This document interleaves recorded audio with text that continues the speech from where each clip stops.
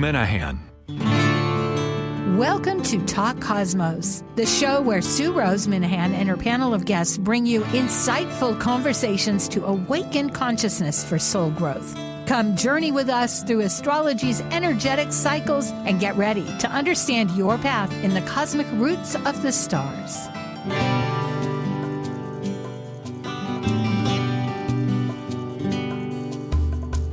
Hello, everybody. I'm Sue Minahan, Talk Cosmos. Today, we are talking about the moon cycles, and we are actually, I was just totally reflecting our kaleidoscope nature of this panel, because it's like a steamboat rolling through the universe with air, air, of course, but water and fire, along with air, the whole 9 yards, as we often say in this country of the USA. But we are talking about the moon. It's a personal planet. It moves the fastest through the Zodiac, and it has a systematic cycle.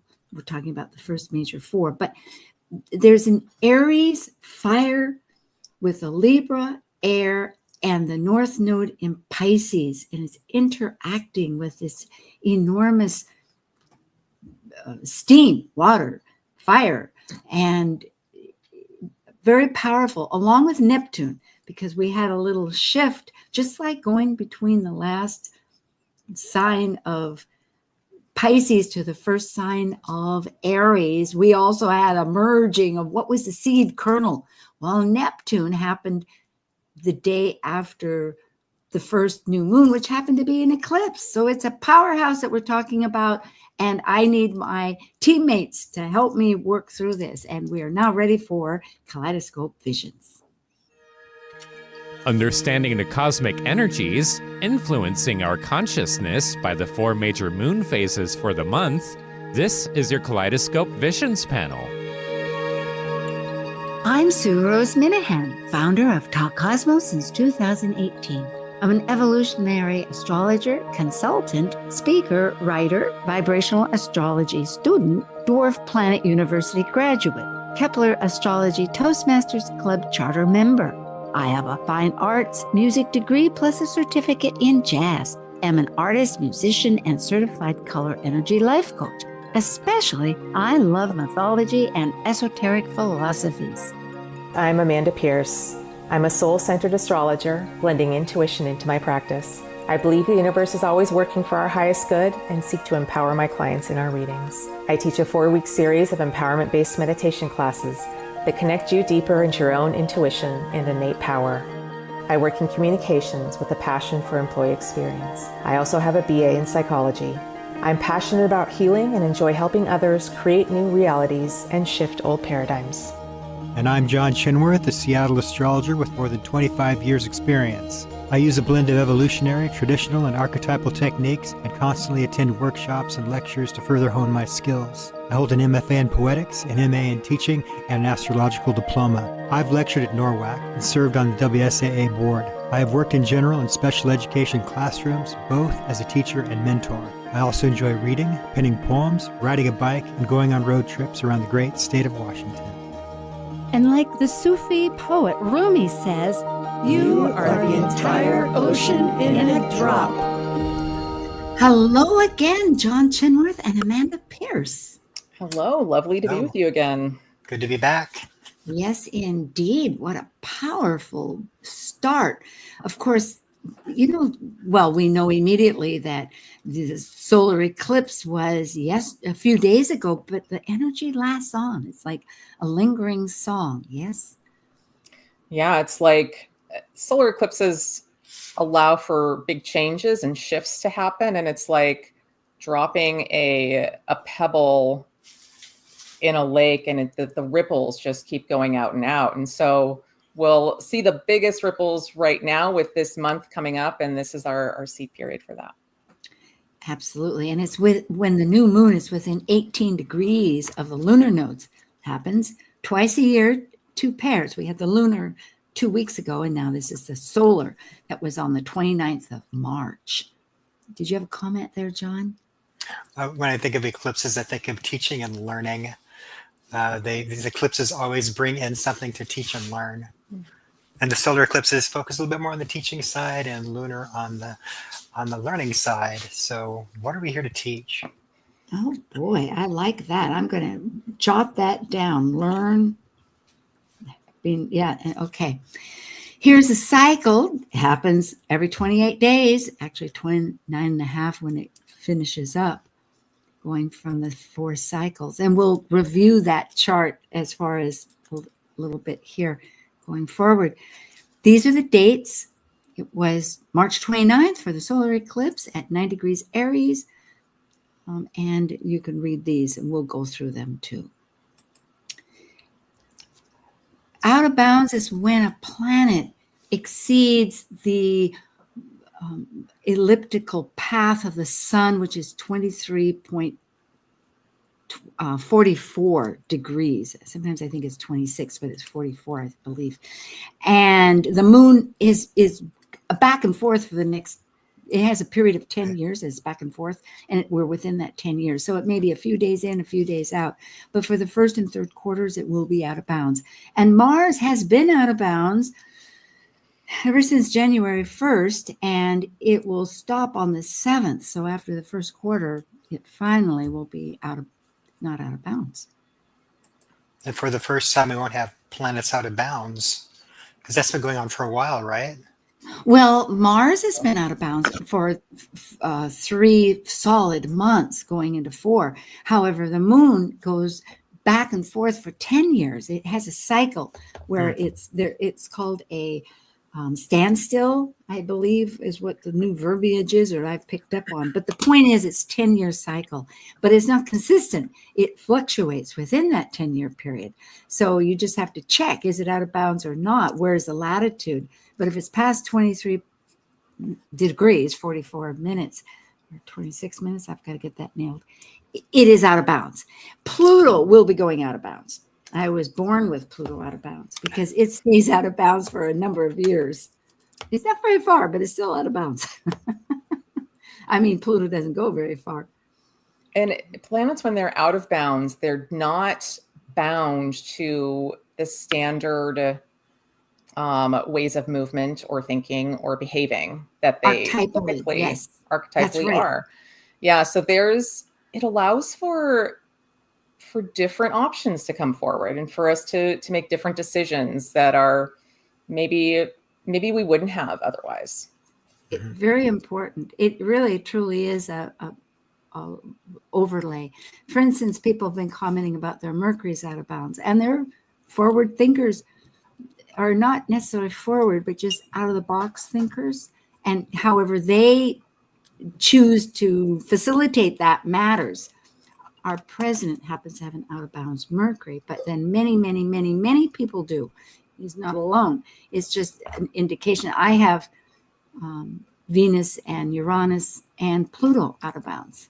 So anyway. That makes a lot of sense to me, Sue. I'm a Mercury, Mars, Venus out of bounds in my natal chart. And we'll have to. I've said this before. I think of the out of bounds planets as, I'll say it again, the roller coaster thing where they're going over the top of the roller coaster and they're feeling that pull, and you have a little bit more gravity to swing around and say what you want. So you also have to be careful about, well, what am I doing here? How far is my reach? Kind of is thing. it? Mars, yes, right? because there is. That's right, because there isn't necessarily the safeguards of some other context. Although the world does manage to respond, thankfully.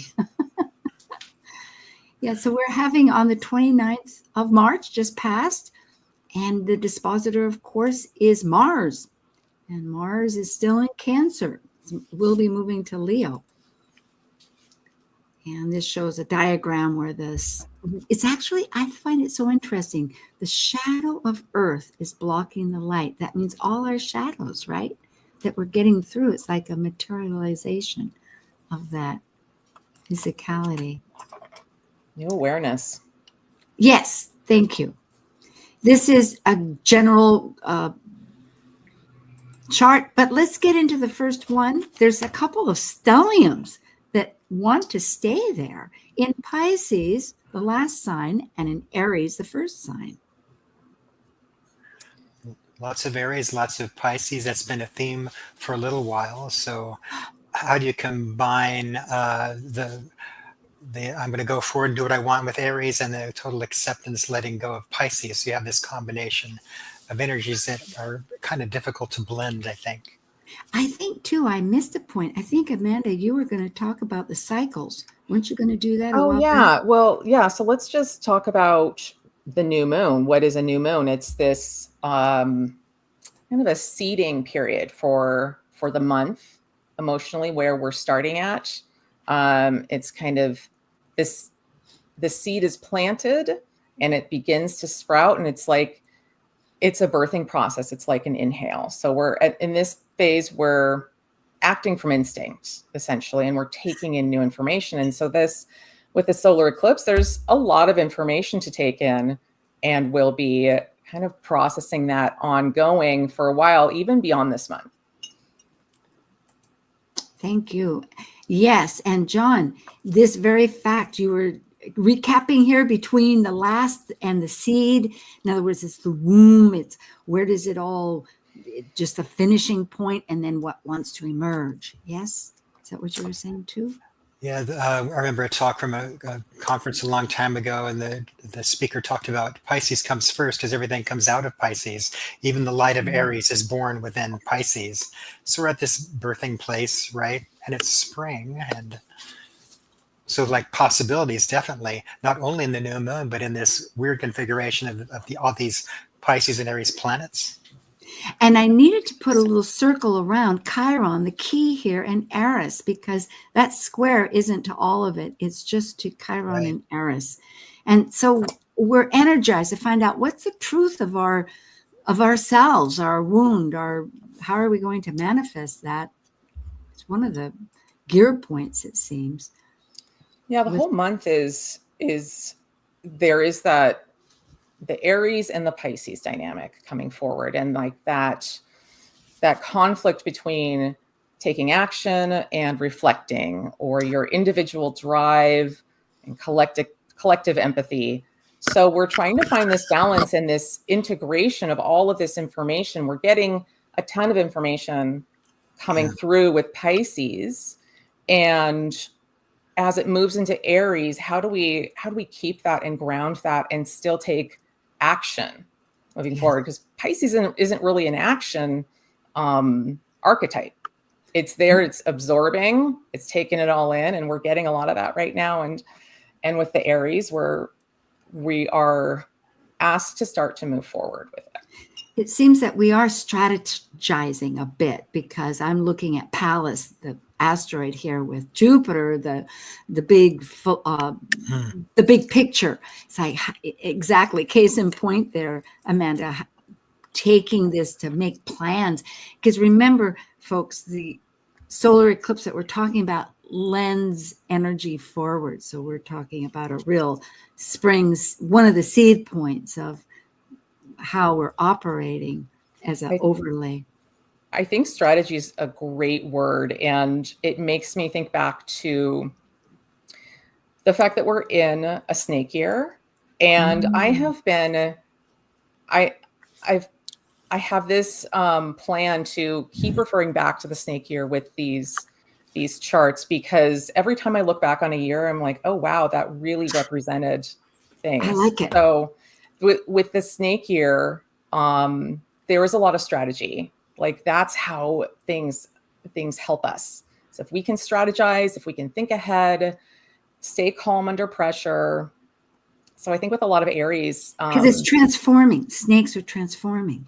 Just to bring that thought to people's brains. Absolutely, and it's a slow process, right? You know, it's the shedding of the skin. I was just going to say that the shedding of the skin, the old Pisces is the old cycle coming to an end, and you're reborn in Aries. Yeah. And go ahead.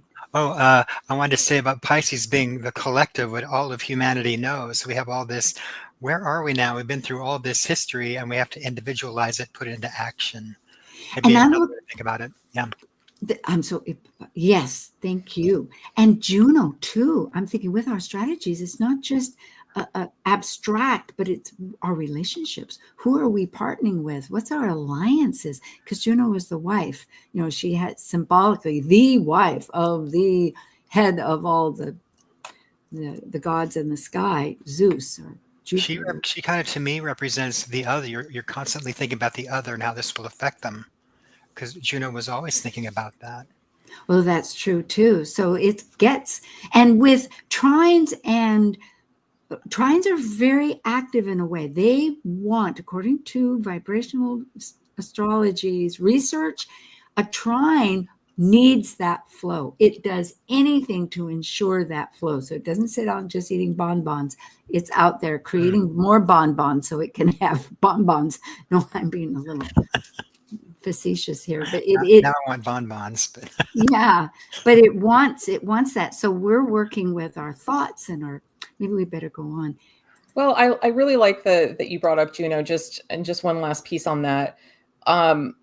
Eclipses are beginnings and endings. So with Juno, it represents contracts. So what soul contracts are up for you now? Like where have you completed that mission? And where is it time to move on with something? And I think with Venus prominent in this chart as well, conjunct the North Node, like there's a lot of relationship dynamics coming forward now for us to see and work through and take action. Good. Yes. And this kite, which is a grand trine, that's where there's three in generally the same element, although it can be out of sign, but same degree. And then there's another point that is sextile, and it looks like a kite. That may not be an example. But here we have a water grand kite with Mars in Cancer, Saturn in Pisces, and Vesta, who are speaking of, we didn't speak about Vesta, but Vesta's our hearth, what we value, what we protect, that flame. It was very symbolic throughout early years. And then we have the kite. I don't think I put what the kite is, but it's Uranus. It's that sudden thing. Uranus is that like the release from that grand trine. So the planets in the grand trine, Vesta, Mars, Saturn, they're in water. It's like this, as Noel Till would say, emotional self-sufficiency. This feels really good. I like being all these emotions, but do something with them. And Uranus is saying, surprise, ground it, do something with it. That's the way out, or the way to use that energy.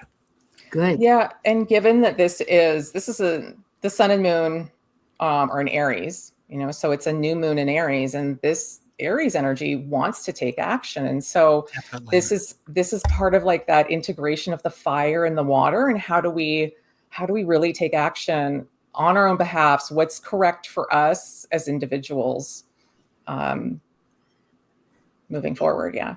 And again, it just emphasized everything there with the point of this wedge, as it's called, where Uranus again is mitigating whatever might be the two things that we're working with, the past of how we're organizing and what we did consider to be important details, and what really is part of the whole and how that fits in too. In evolutionary astrology, having a planet sextile or trine the nodes being the karmic direction you're going, that helper planet is helping you get there. So Uranus in that position is saying, here's some surprises, do something with it, right? Yes, and that will continue, as we were noting, throughout the month. In the first quarter, which is coming up, just when is today? Today is the 6th, right? I think it's today. No, it was yesterday. Yeah, it was yesterday. Actually, so we're Friday. Friday. Okay. Yeah. So we're still working with a little bit of the past. And then, it's a crisis in action. So here we are, and you can see there was all the marches. There was Cory Booker, and other people supporting what is going on. So there's a lot of controversy, no news for the United States. We're born out of controversy, you could say. We seem to, most places are controversial. Talk a little bit about this, and then we'll go on, Amanda. Before we move on to this, can I just make 2 points about the solar eclipse? If we could go back to that chart, just to kind of lay the foundation for the month. You mentioned the Mars Chiron square, and I just wanted to just talk about that briefly because it's such an exact square, and Mars rules that sun and moon. So this is a big deal for us. And kind of finding that emotional security to move forward. That's the Mars in Cancer. Mm-hmm. And to do the healing work and to really like fight for things. That's the defend causes. Yes. Yeah. It's a great expression of it. You know what I find fascinating is that the fact that for the United States, natally, we just completed a cycle of Chiron returns at 20 degrees Aries, which was, I think the last was in December. And it's a ritual every 50 and a half years. We've done it now 4 to 5 times. We're still within that process. What you're bringing up is important because it's ruled by Mars, and here Mars is still in context directly in an action-oriented, like you say, to our... Yeah. We have to talk about Eris right there with Chiron. I mean, who belongs? Everybody belongs. And are you excluded? That's what... And that speaks to Eris as well. Mm-hmm. Everybody's included.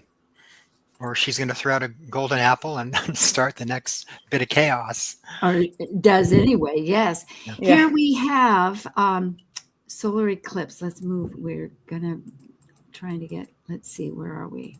But one other thing I just wanted to mention was that Venus conjunct the North Node, and with it, it's so important with the eclipse because this is like a karmic opportunity to address issues that we have around love, around self-worth, within our relationships, and spiritual growth that's affecting like our soul's purpose, like. How is that interwoven with our relationships? So this is kind of the foundation that we're working with the solar eclipse that we're going to move forward with in this month and beyond. And they stay in close contact. They stay in conjunction with each other. So you're right. Not only was it an emphasis, but it's going to stay there because Venus and Mercury are moving in retrograde together. You know, look at this. They're only 2 degrees apart right now, and they get 1 degree apart. They're both in Pisces. Yeah, they both moved into Aries, and then they retrograded back into Pisces. And there's more information there in Pisces that they're absorbing, and they're touching the North Node. They're touching Saturn. They're touching Neptune, and making additional like transformation on this subtle. Kind of ethereal level that we're just absorbing it.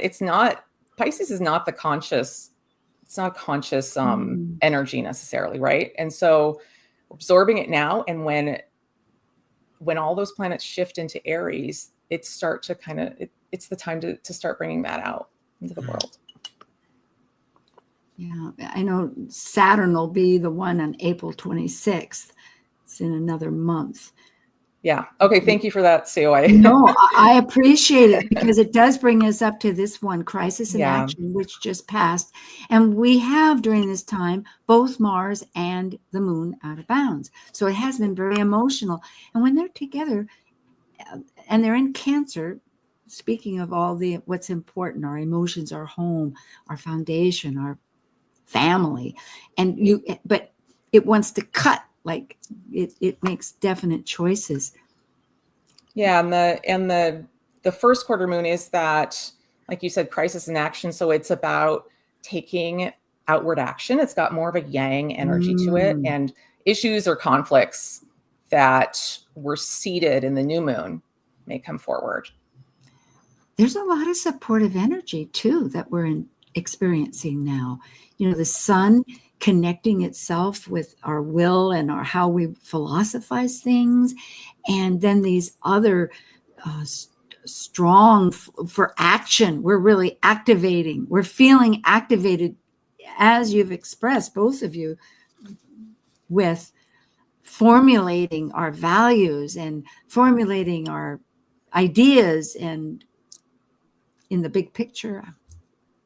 I noticed that Neptune and Pluto are building into their next sextile that happened for a very long time. I guess in the 1900s, they've coasted in that sextile for decades, and I wonder if this is the next one setting up. I believe. Which ones are you? Yeah, we'll Neptune see. and Pluto, because they have a Oh, cycle they where have been. they do their harmonized thing for a little while, because Pluto has this weird orbit that crosses it to Neptune's. There is, I guess, this is another. This is the emotional. There is this. The grand water trine continues going on, but here it's with the out of bounds. Yeah, and we've got the moon in that really sensitive Cancer sign, and here it is touching in with Mars and touching in with Chiron as well, squaring it, and so it could be a little bit testy. You know, it's there's that potential for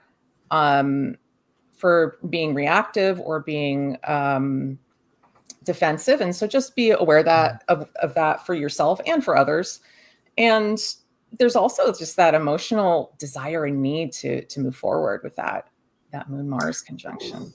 There are two goddesses in this configuration, Vesta and Ceres, and they're both very concerned with taking care of things. Vesta keeps the fire lit, as you know, and Ceres, well, she's an agriculture goddess. She's like, we have to take care of the growing things. So it's a grand trine, which says ease, but there's a little bit of work stated here because the goddess is involved. And right? grief and loss. It is working to protect what Ceres is perceived or experienced as grief and loss with that mythology that the rebirth process of fertility was broken. And so thank you, John Chinworth and Amanda Pierce. We will take a little getaway and come right back with Talk Cosmos, finishing up what's coming up. This is Powerhouse. We'll see you quickly.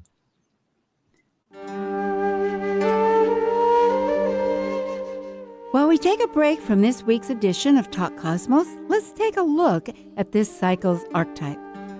We're currently in the period of Aries. By leaving a cycle based upon completion, the energy of Aries sparks initiation, creating action to separate into a new cycle of life. It's a fire sign, which means it will involve great emotion. And because separation may create resistance, it also takes great courage to break away to new ways of becoming. Talk Cosmos brings insightful conversations to awaken consciousness for the soul growth with hour-long programs. Talk Cosmos weekly programs are also available to watch live on the Talk Cosmos YouTube channel and Facebook page. While you're there, make sure you click the like and subscribe buttons so you get the full Talk Cosmos experience. Or if you'd rather listen to the show archives with audio only, the entire podcast collection since 2018 is available on most podcast carriers. And to find out about upcoming programs, sign up for the newsletter at talkcosmos.com. So grab your coffee, tea, or kombucha and enjoy the show. This is Martha Norwalk. Every Sunday morning, beginning at 9 a.m., thanks in part to the Ananda Institute of Living Yoga, we cover the world of animals. This week, April 13th, it's our healing show, Best Bioenergetic Synchronization Technique, a Neuroenergetic Balancing, Rasmussen Reset and Energy Code Sunday. Dr. Nels Rasmussen and Linda Rasmussen will be here to take your calls. Together, they can help you or your animal friends with emotional, behavioral, or physical issues. Hope you can join us. Martha Norwalk's Animal World, Sunday morning, 9 a.m. to noon, right here on Alternative Talk, AM 1150. Organic, free range, and fresh daily. Alternative Talk 1150. Hello, we're back. Let's see what we have. Amanda Pierce, and you can reach her at her Gmail. We all do our consultations, and John Chinworth, Skypath Astro. That was Amanda Moon Astrology at gmail.com.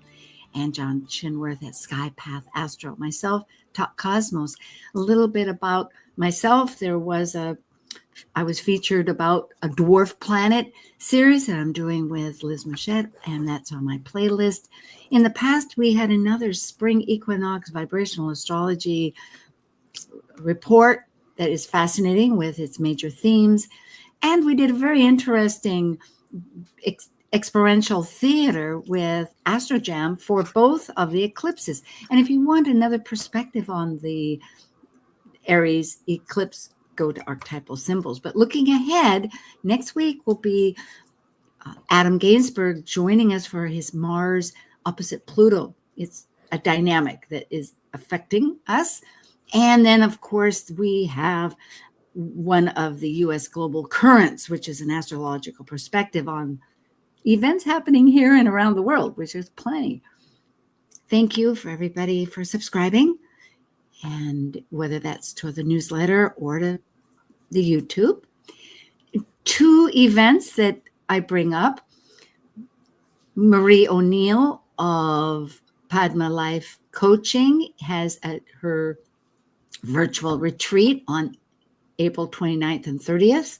You can look at that. It's Caring for the Soul. And also there is on Labor Day weekend a very wonderful first conference about vibrational astrology. Linda Barry is presenting it, and David Cochran will be joining. So for any of you that are curious, what is that really? You have a little knowledge, but you want to know about the gears of it. They have a beginner's track and an advanced track. It'll be exciting. Here we are, the full moon in Libra. Happens to be right on my moon. Thank you. I'm waiting because it's a release point. It's Amanda, share this. Yeah, it's the full moon is, the new moon comes in and it's the darkness, and we're slowly gaining light. And at the full moon, we have full illumination and full exposure, and we can see things a little more clearly. So new perspectives are possible, and it's kind of a development point for the collective consciousness.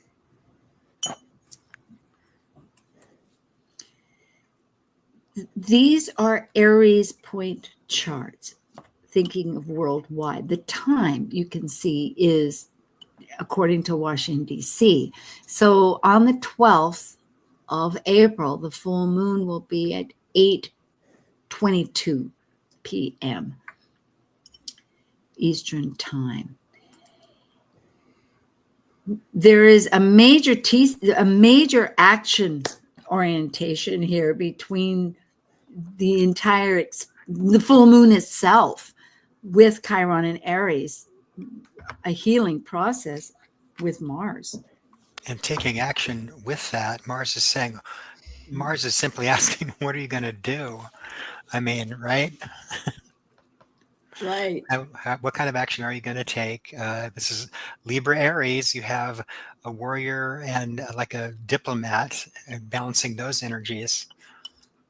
Yeah, Mars just it's already can be a bit of an instigator. And so in this configuration, it can add fuel to some fire. And, that Libra moon just wants us all to get along and everything to be peaceful.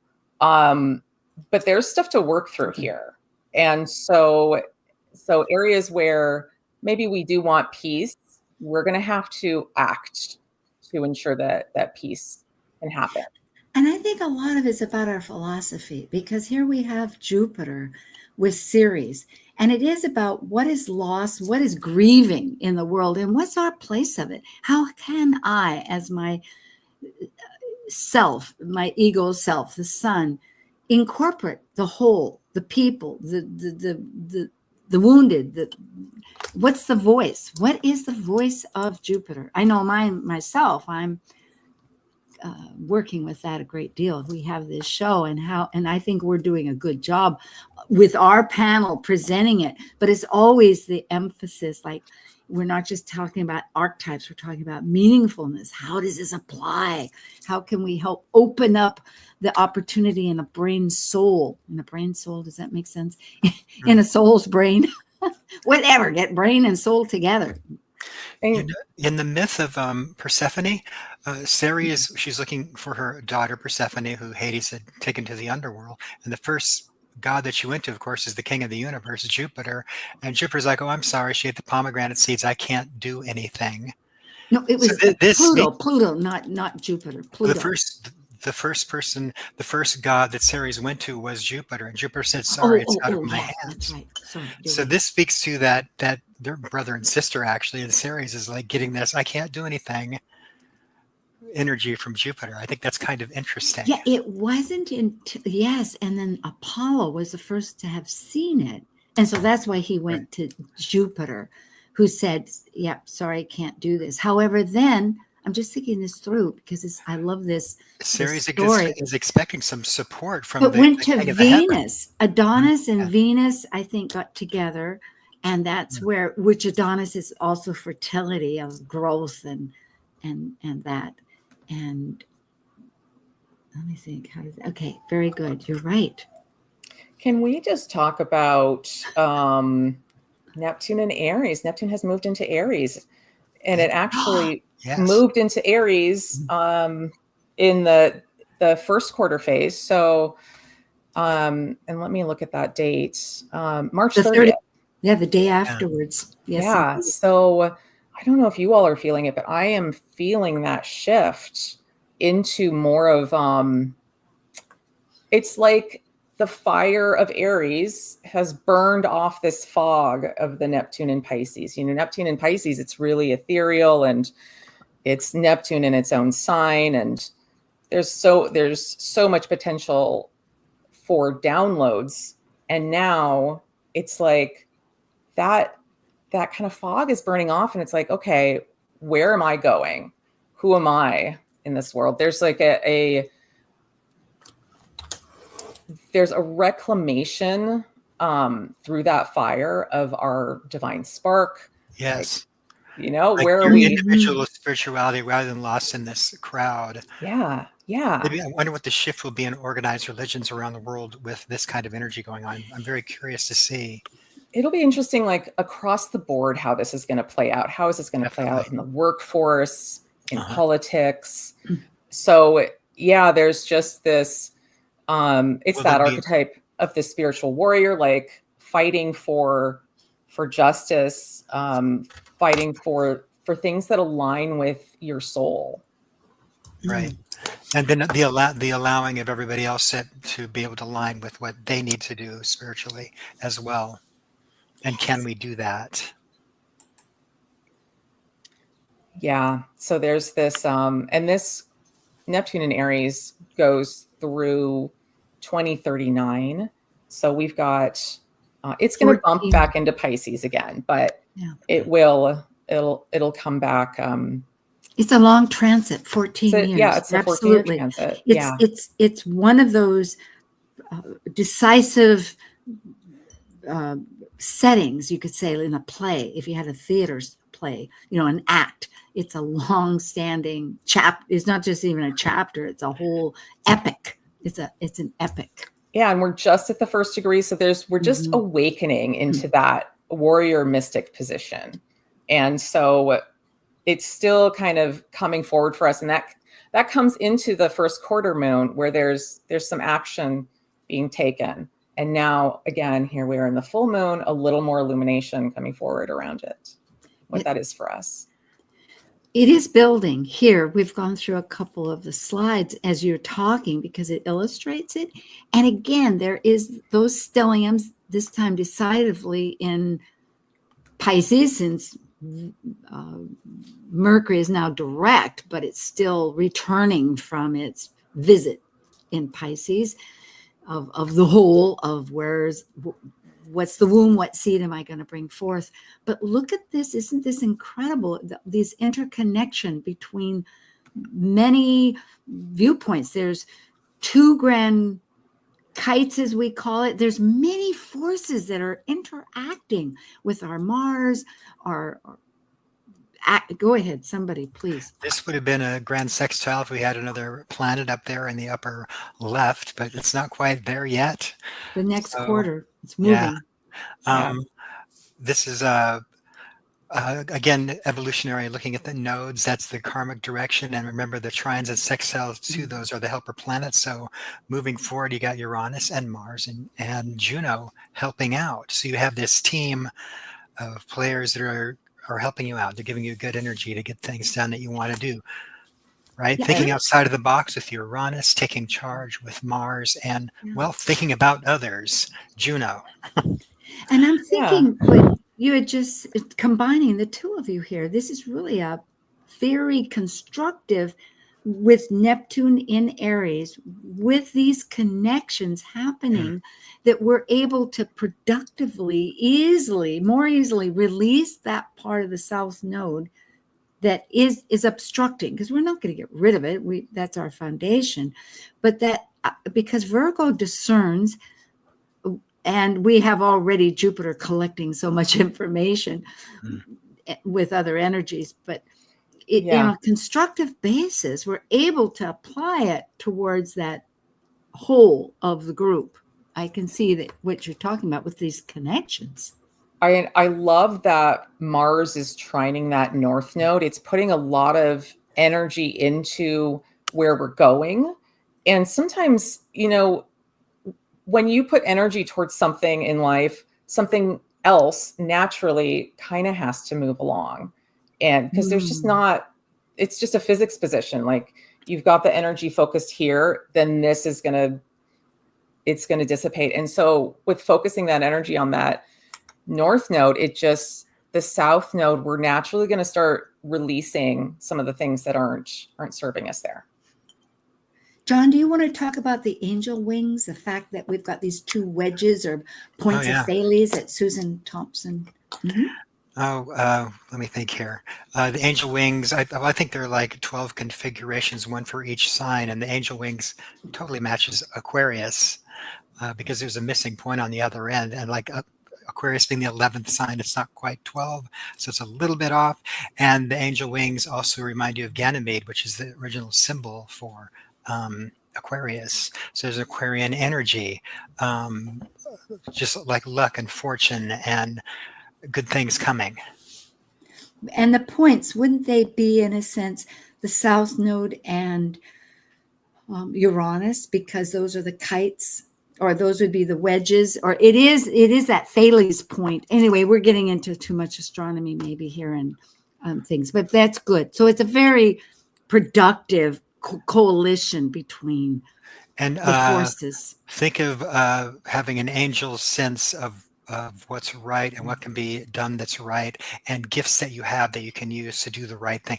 Do the right thing is a great phrase for angel wings, I think. The powers ahead are so strong, and we will see in the last quarter a beautiful, we trust, energetic pattern. But here we have what we call a mystic rectangle, automatically has these other wedges if you take any of the triangles, but all the energies are going forward. So everything we've talked about, our alliances, how we're discerning them this is a theme going through the whole month.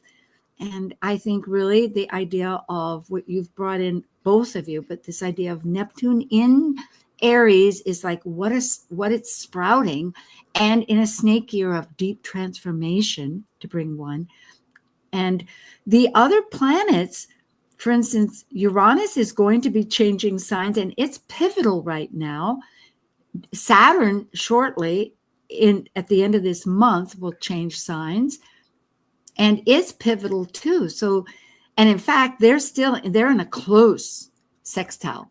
Saturn, the contraction and the expansion. No, that's not what am I? Oh, I'm getting confused with Jupiter. But anyway, the moment of now and what's important are very much aligned. I can speak to Uranus in this chart. In astrology, we always think, oh no, Uranus, something's going to fall or break or an accident or look out. But maybe in a sextile trine that Uranus has to the nodes, sometimes you try a door and surprise, it opened. Here's a surprising opportunity, right? These can be beautiful shifts. It doesn't have to be bad with Uranus. And especially when we're looking at the sextiles or trines, it's like, there's a little more ease, and Uranus just wants us to break free from those patterns that just keep happening and that we have trouble getting out of. And so sometimes it just aligns and there's a lot of ease with it. Oh, I love listening to you both. Let's get to the third quarter. This will be on the 20th. Now that's in 2 weeks. So we still have the full moon to go through. But this third quarter is, Amanda? Well, yeah. So we're now in like that cultivating stage, and there's a crisis in consciousness. So it is a square. The moon is square the sun, but it's more on the yin dynamic. So it's more an internal shift that we're making, of readjustments and review of what all has happened this past month for ourselves, and letting go of things that aren't quite working, so that we can start fresh with the next cycle.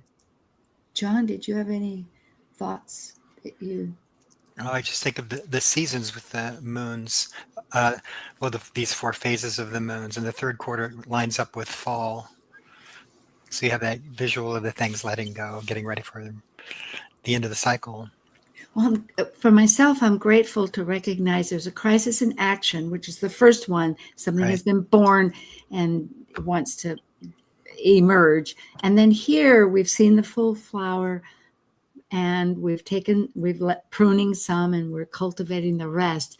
But it's a crisis in consciousness. What does this all mean, perhaps? And where are we going to conclude things? And we have 2 dispositors, because I happen to be more of the modern, but I am well recognizing there is the traditional. So we have Saturn and Uranus, both quite different and compatible in a certain way, but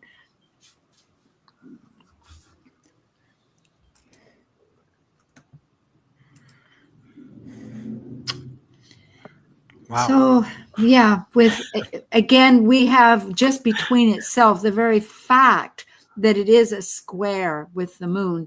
The moon is with Pluto. It's transforming things, and it's emotional, but it's not just emotional. It's on the group collective. It's networking, and it's out of bounds with the moon. So people are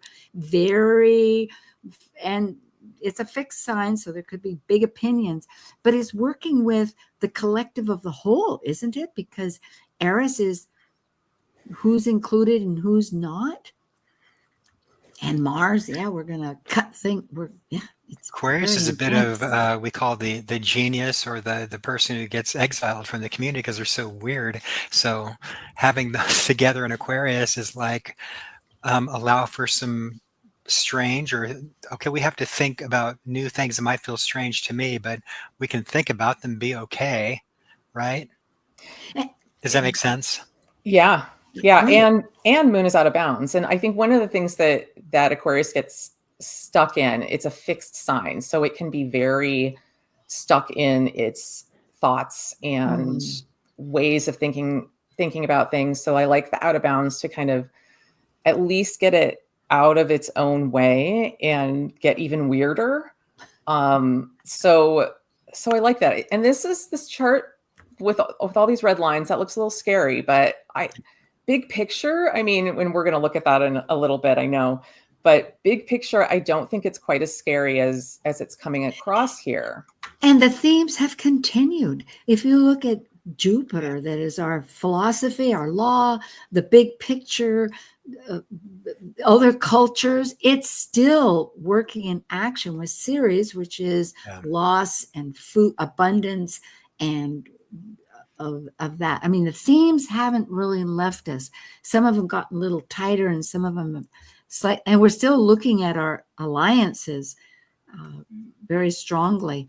But here, this is the cum de la or something. It's like, oh my goodness, I have not seen a 6-pointed star.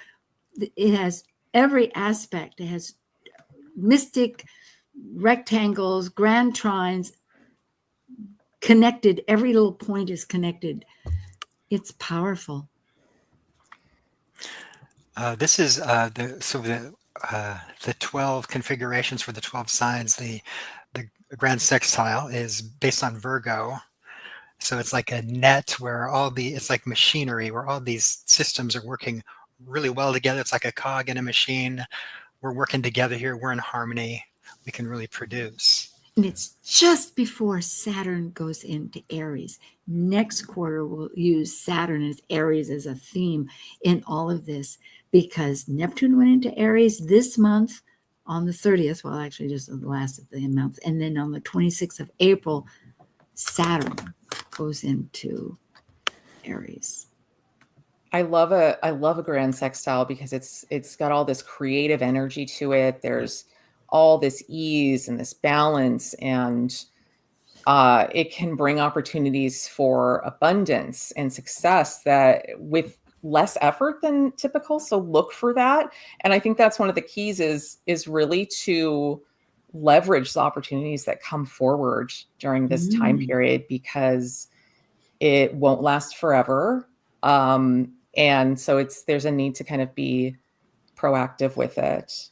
And also it's this, a grand sextile does not happen without those oppositions within it. And so it's important to recognize that there's sometimes the good is not always just the easy. Like those oppositions, like they provide some tension that kind of help this flow and move along. It's a matter of finding making lemonade out of lemons a lot of times. And that may be simple because everybody has, I've just realized, different ideas of lemonade. A lot of sugar, no, put in apple juice, put in stevia. I mean, just speaking of recipes here.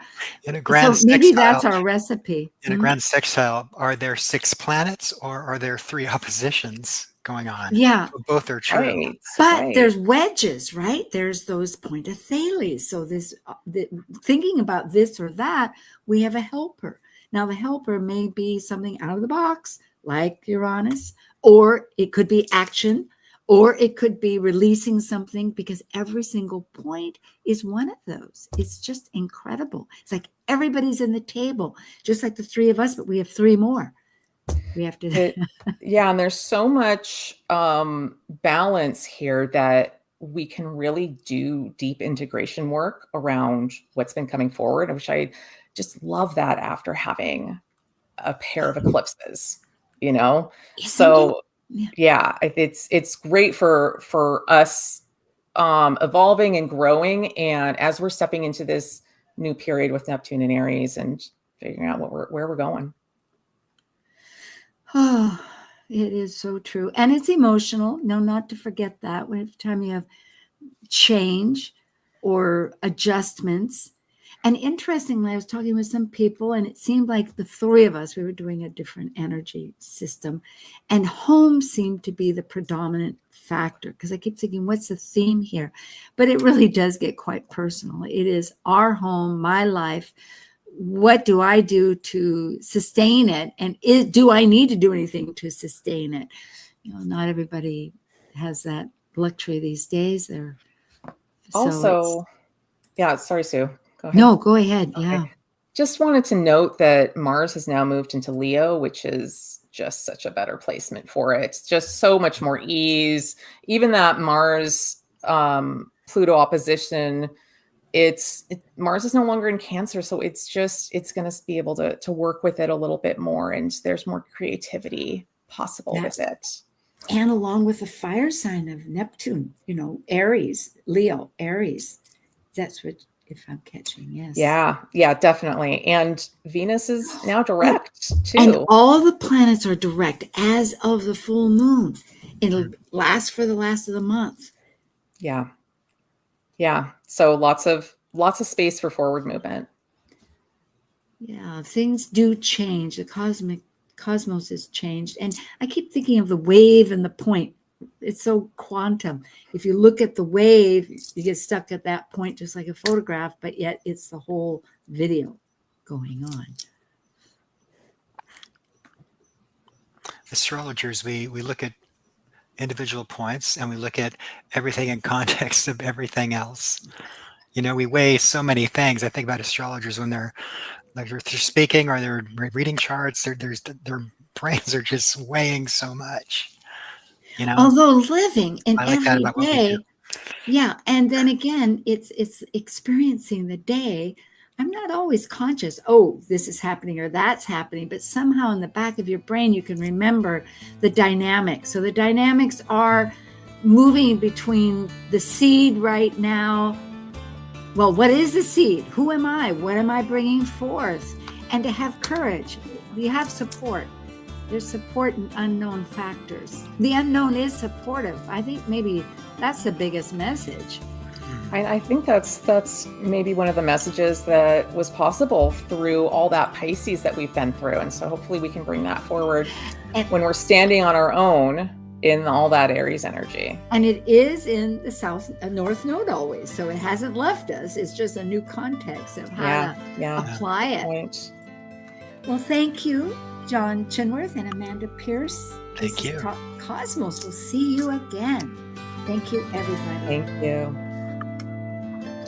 An insightful conversation on Talk Cosmos, the show where Sue Minahan and her panel of guests awaken consciousness by connecting soul growth patterns with astrology's energetic cycles. Be sure to tune in next week, same time, same place, to continue your journey through the roots of the cosmic pathway.